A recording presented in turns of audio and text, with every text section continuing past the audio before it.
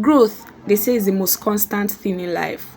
Well, let's say I've decided to take the bold step and start doing the most constant thing in life, and that is growing. Well, as you all know, I decided to take the Hilda Basi cooking class, online cooking class, and trust me, it's a very huge step for me.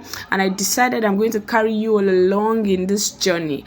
Well, before I go too far, this is not Favor Moyosola talking. This is a sister talking. Yes, I decided to do my sister's voice over today. Clock it.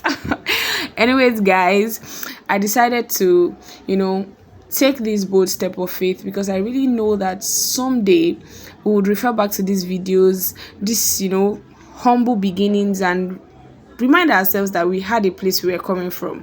Remind ourselves that, oh, there was a beginning, there was a rough patch, there was a rough start.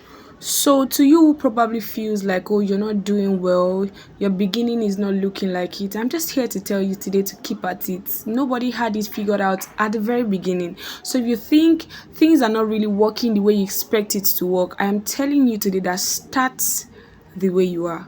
Start with what you have. And one truth I've come to realize about starting is that you don't have to have it all figured out when you're about to start. There's a consciousness that you build. There's, the desire for excellence that you have when you're really passionate about something. And you just feel like, oh, I want to really have it this way. It's a very good feeling, but don't let that feeling limit you from starting. Trust me, the more you do it, the more you realize that there are better ways for you to execute what you are doing. So to that person who is listening to me, when you see this video, just get up and start doing what you're supposed to do. But the lie we always tell ourselves is that, oh, I don't have this, I don't have that, I don't have this, I don't have that. And it's always a limitation. So once you listen to this very part, it's a sign for you to start. It's a sign for you to stand up and start doing what you're supposed to do.